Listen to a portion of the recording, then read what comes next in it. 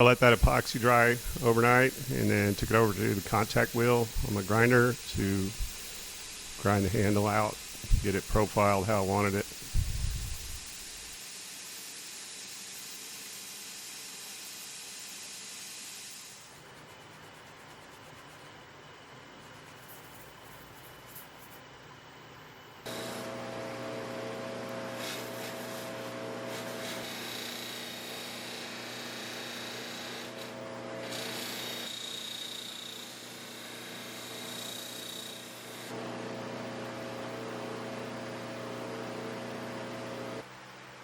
So I used brass black on the guard and the butt cap to darken it up.